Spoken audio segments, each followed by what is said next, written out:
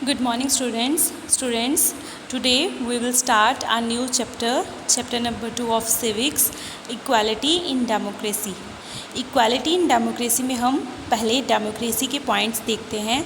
हमने पहले चैप्टर में पढ़ा था सब कुछ डेमोक्रेसी के बारे में, जिसमें हमने मेन की एलिमेंट्स पढ़े थे डेमोक्रेसी के। वेरियस की elements of democracy they include equality, better decision making mechanism और people's participation in the decision making process, government's accountability to its citizens, accommodation of differences, enhancing human dignity. ये सारे points हमने discuss किए थे democracy chapter में और इन सारे points को हमने एक्सप्लेन भी किया था। नाउ हमारा नेक्स्ट जो चैप्टर है वो है इक्वालिटी इन डेमोक्रेसी। अब हम इसमें डेमोक्रेसी की इक्वालिटी के बारे में पढ़ेंगे कि कितनी इक्वालिटी है डेमोक्रेसी में। The Indian constitution recognise every person as equal. Indian constitution के अकॉर्डिंग जो एवरी पर्सन है वो इक्वल है, उसको एक समान माना जाता है। Every individual in the country including male और female from all caste, religion, tribes, education and economic background are recognised as equal. कोई भी, चाहे वो मेल है चाहे फीमेल है या उसकी कोई भी कास्ट है, ऊंची कास्ट है, नीची कास्ट है, कोई भी उसका धर्म है, ट्राइब है, कोई भी उसने एजुकेशन जो ली हुई है, किसी भी इकोनॉमिक बैकग्राउंड से है, सबको इक्वल ट्रीट किया जाएगा इंडियन कॉन्स्टिट्यूशन के according. In our country there are laws to protect people from discrimination and ill treatment. हमारी कंट्री में कुछ लॉज बनाए गए हैं, कुछ कानून बनाए गए हैं, उसके अकॉर्डिंग अगर कोई डिस्क्रिमिनेशन क्रिएट करता है, असभ्यता क्रिएट करता है, कोई इल ट्रीटमेंट करता है, तो उसको प्रोटेक्ट करने के लिए कुछ कानून भी बनाए गए हैं हमारे जो कॉन्स्टिट्यूशन में। तो ये सारा कुछ इक्वालिटी में आता है। Equality is the central theme और सोल ऑफ डेमोक्रेसी। इक्वालिटी जो है सेंट्रल थीम है डेमोक्रेसी की, एक सोल मानी जाती है, एक आत्मा है डेमोक्रेसी की, ठीक है। It is the precondition which ensures justice to all the people of society और कंट्री। इसके अकॉर्डिंग सबको, सोसाइटी के हर एक पीपल को जस्टिस मिलेगा और सारे इक्वल माने जाएंगे। All citizens are equal before the law. They all are protected by laws द्वारा, उनको कानून द्वारा प्रोटेक्ट किया जाएगा। नेक्स्ट हम रीड करेंगे universal adult franchise. This is very important aspect of democratic societies. Democratic society का सबसे इम्पॉर्टेंट आस्पेक्ट क्या है? Universal adult franchise. It means that all adults, जो सभी बड़े हैं, एडल्ट्स हैं, दोज हु आर 18 और अबव, 18 और अबव के हैं, citizen have the right to vote. उनको वोट करने का राइट है, हक है उनको वोट करने का, रिस्पेक्टिव ऑफ देयर सोशल और इकोनॉमिक बैकग्राउंड्स। चाहे वो किसी भी बैकग्राउंड से हों, उनका इकोनॉमिक बैकग्राउंड कैसा भी हो, वो अमीर हों, गरीब हों, या वो किसी भी धर्म या किसी भी रिलीजन से हों, कोई भी उनका सेक्स हो, फीमेल हो, मेल हो, वो उनको राइट है वोट करने का, ठीक है। तो in a democracy universal adult franchise is important because it is based on the principle of equality. क्योंकि ये इक्वालिटी के प्रिंसिपल बेस है, क्योंकि किसी भी, कोई भी है, चाहे वो मेल फीमेल, सबको पूरा राइट है वोट करने का। तो ये इक्वालिटी के अंदर आता है कि इसमें इक्वालिटी देखी जाती है। It is authorise every adult citizen in country to cast one's vote irrespective of her wealth and community belongs to. Now next, our constitution and equality. The constitution of a country is document which lays down the basic rules and regulation. Constitution क्या है? Country का एक document है जिसमें कुछ rules और regulations बताए गए हैं हमारी कंट्री के कि क्या करना चाहिए और क्या नहीं करना चाहिए। ये जो सारे रूल्स हैं ये पीपल के लिए हैं, जो गवर्नमेंट द्वारा बनाए गए हैं। Our constitution recognise every person as equal. Constitution में एवरी पर्सन को इक्वल माना जाता है। और क्या है? This means that all individuals in country, male और female from all caste, religion, tribes, educational and economic backgrounds are recognised as equal. तो ये सारी चीज़ें हम इसमें डिस्कस कर चुके हैं। अब हम मेन जो डिस्कस करेंगे, our constitution has the following provisions in this regard. Important provisions of constitution जो आर्टिकल 15 में दी गई हैं। Every person is equal before law. किसी भी कानून से पहले जो पर्सन हैं, जो पीपल हैं, वो इक्वल माने जाएंगे। No person can be discriminated against on the basis of their religion, race, caste and gender. किसी भी पर्सन को के साथ असभ्यता क्रिएट नहीं की जाएगी, चाहे वो किसी भी धर्म का हो, किसी भी जाति का हो या किसी भी जेंडर का हो।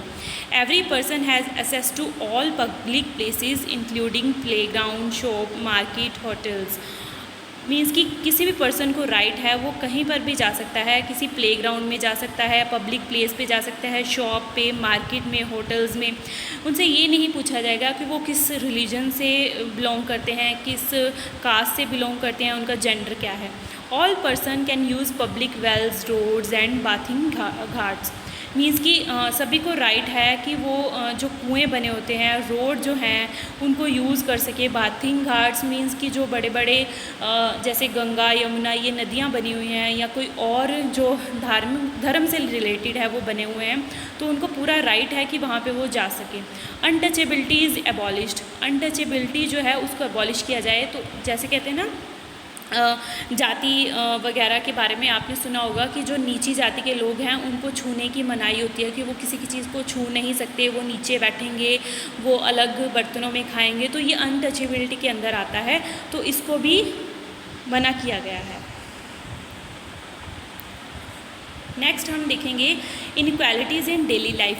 डेली लाइफ में हमारी जो इनइक्वालिटीज़ आती हैं उसके बारे में रीड करेंगे। Our constitution give us the right to equality. हमारे कॉन्स्टिट्यूशन ने हमें राइट दिया है कि हम इक्वालिटी को देखें, कि इक्वालिटी के बारे में सारा कुछ नॉलेज लें। Yes, this does not mean that inequality does not exist in our country. पर हम इससे ये नहीं देख सकते कि जो इनइक्वालिटी है वो हमारी कंट्री में नहीं पाई जाती, लेकिन कई जगहों पर इनइक्वालिटी पाई जाती है। अगर हम डेली लाइफ में देखें तो कुछ ऐसी एग्जांपल्स हैं जिनको देख के हमें पता चलेगा कि हमारी कंट्री में भी इनइक्वालिटीज़ पाई जाती हैं। There are a significant number of people living below poverty line. अगर हम देखेंगे कि कुछ ऐसे लोग हैं जो पॉवर्टी लाइन के नीचे हैं, मीन्स कि उनको अच्छी तरह से अपने खाने के लिए फूड भी नहीं मिल पाता है और रहने के लिए जगह भी नहीं मिल पाती। आप इस पिक्चर में भी देख सकते हो कि कुछ ऐसे घर भी हैं, कुछ ऐसे लोग भी हैं जो पॉवर्टी लाइन से नीचे रहते हैं। उनके पास अच्छी तरह से रहने के लिए घर भी नहीं है, वो बहुत गंदी बस्तियों में रहते हैं, जहाँ पे वो मतलब अच्छे से अपना गुजारा भी नहीं कर पाते हैं। तो हम इससे देखते हैं कि कई जगहों पर इनइक्वालिटी भी पाई जाती है। वो स्लम एरियाज़ में रहते हैं। They can not get good medical and educational facilities. उनको मेडिकल फैसिलिटीज़ तो मिलना बिल्कुल मतलब मिल नहीं पाती हैं, तो एजुकेशन तो बहुत दूर की बात है उनके लिए। तो the government provide such facilities and cheap rates, yet these are neither easily available nor equally good everywhere.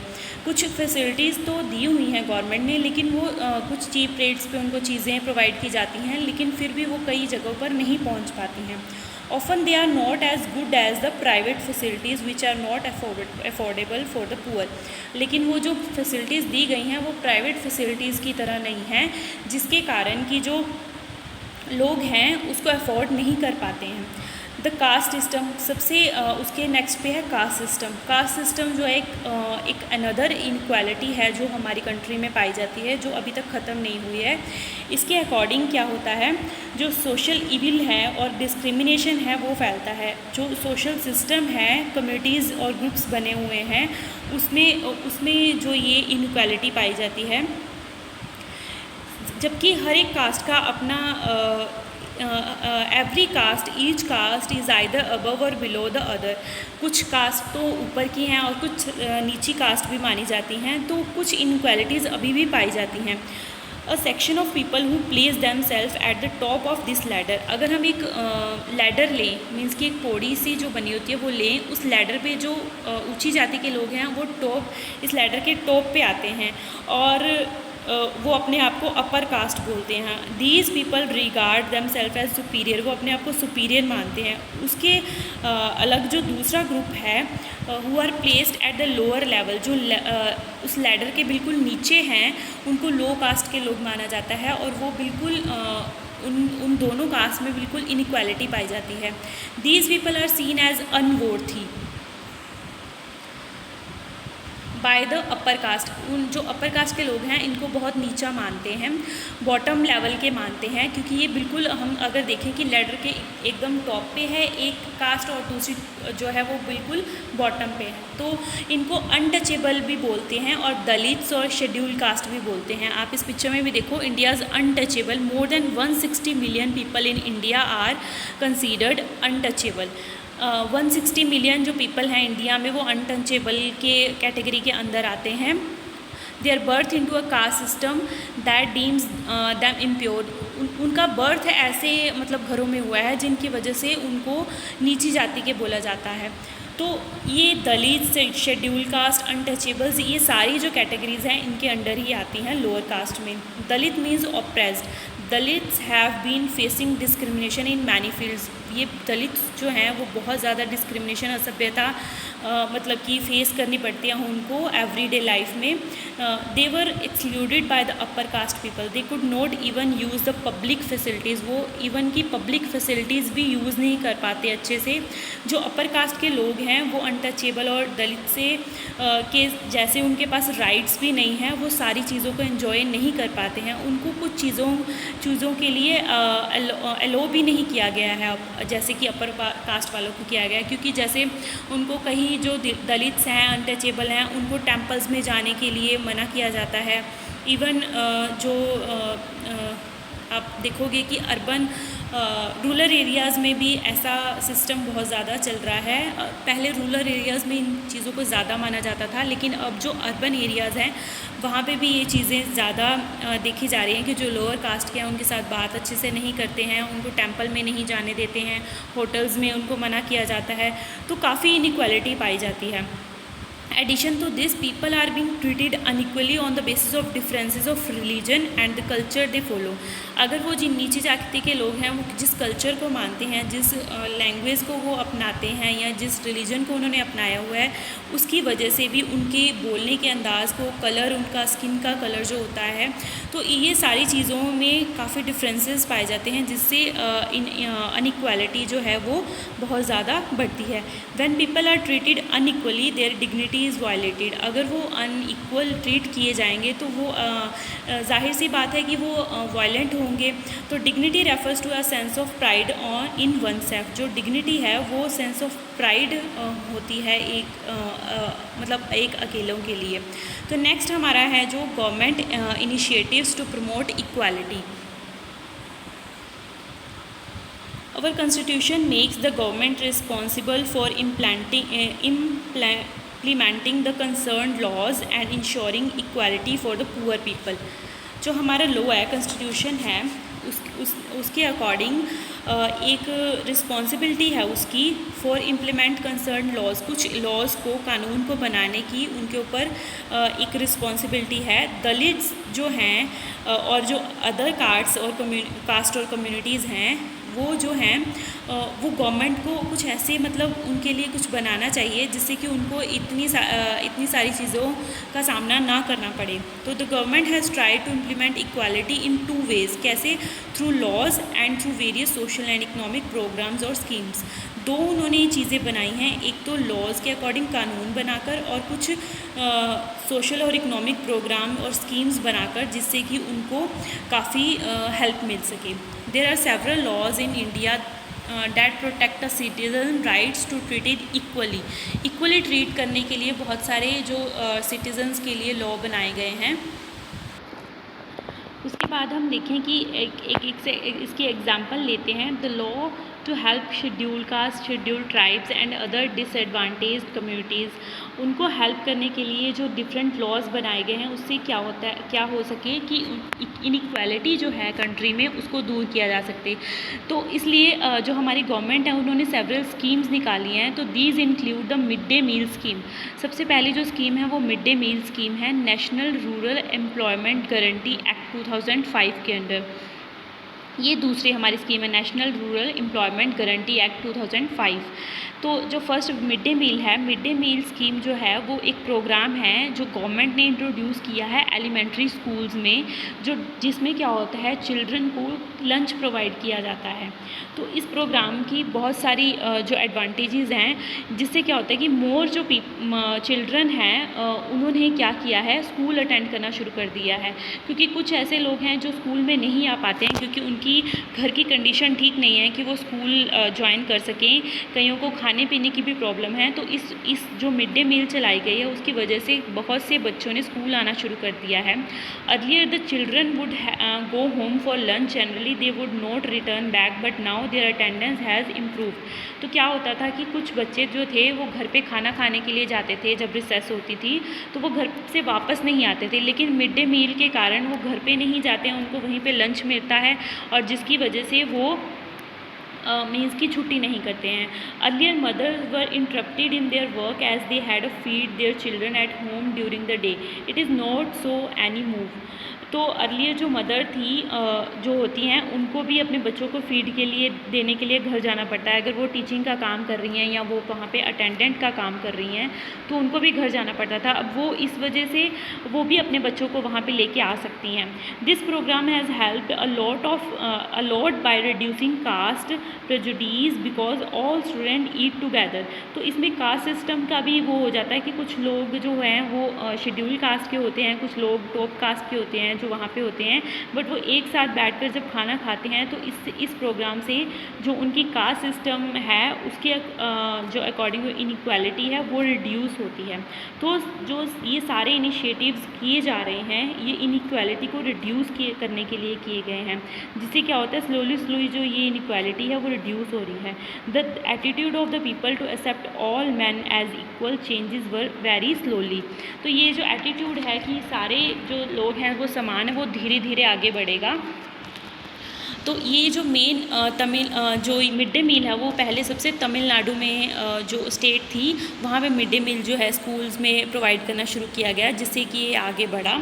Even though the people are aware of the law they continue to treat people unequally on the basis of their caste religion. अगर means कि इस चीज़ की awareness की जाए सबके बीच में तो ये जो है सिस्टम इनइक्वालिटी का वो धीरे धीरे कम हो सकता है कि लोग जो है कास्ट और रिलीजन के कारण या इकोनॉमिक स्टेटस के कारण या जेंडर के कारण जो एक दूसरे के साथ इनइक्वालिटी या डिस्क्रिमिनेशन करते थे उसको स्लोली रिड्यूस किया जा सकता है। तो पीपल जो हैं लोग हैं उनको ये मतलब सोचना चाहिए कि उनको भी आगे आके इस जो ये गवर्नमेंट द्वारा या स्कीम्स जो चलाई गई हैं उनमें उनको भी पार्टिसिपेट करना चाहिए। तो नेक्स्ट जो है वो हमारा है inequality a world phenomena. Inequality जो है एक वर्ल्ड फिनोमिना है। जो अदर डेमोक्रेटिक कंट्रीज़ हैं, जैसे हमारी इंडिया भी एक डेमोक्रेटिक कंट्री है जिसमें क्या होता है कि पीपल जो हैं उनका मेन राइट होता है, उनको सारा हक है कि वो अपना जो रिप्रेजेंटेटिव को चुन सकें और उनसे वो सारे काम करवा सकें। तो ऐसे ही अदर भी कंट्रीज़ हैं जहाँ पे डेमोक्रेटिक सिस्टम पाया जाता है, तो वहाँ पे भी जो इक्वालिटी और इनइक्वालिटी का इशू है वहाँ पे भी पाया जाता है। तो इसके लिए एक एग्जांपल है यूनाइटेड स्टेट ऑफ अमेरिका और अफ्रीकन अमेरिकन जो हैं वो ट्रीटेड एक्सट्रीमली अनइक्वली। तो जैसे अमेरिका में अगर वो अफ्रीकन लोग रहते हैं या कुछ और कास्ट के लोग रहते हैं तो उनको अनइक्वली ट्रीट किया जाता था। They were denied equality before the law, specially before the civil right movement. एक सिविल राइट मूवमेंट थी, उसके पहले ऐसा ही माना जाता था, अनइक्वालिटी बहुत ज़्यादा थी, लेकिन उस मूवमेंट के बाद बहुत सारे चेंजेस आए। तो इस मूवमेंट के अंडर क्या हुआ, ये जो है यूएसए में बिगिन की गई ये मूवमेंट 1950s में, which African American people demanded equal rights. तो अफ्रीका और अमेरिकन जो लोग थे उन्होंने इक्वल राइट्स मांगे अपने लिए and ended to racial discrimination. तो एक रोज़ा पार्क नाम की लेडी थी जो कि इस पूरी जो ये सिविल राइट मूवमेंट थी उसकी इम्पॉर्टेंट लीडर थी एक। She was an African American women. Later the civil rights act of 1964 prohibited discrimination on the basis of race, religion और नेशनल ओरिजिन।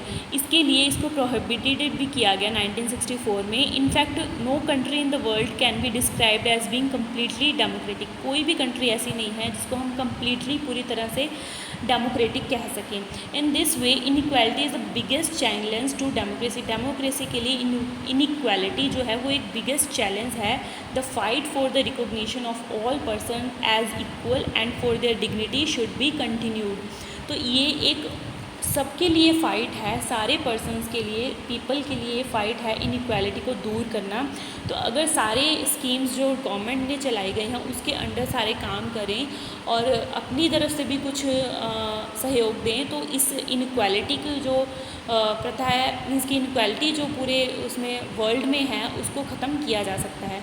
तो इसके साथ हमारा ये जो चैप्टर है इक्वालिटी इन डेमोक्रेसी वो फिनिश हो जाता है।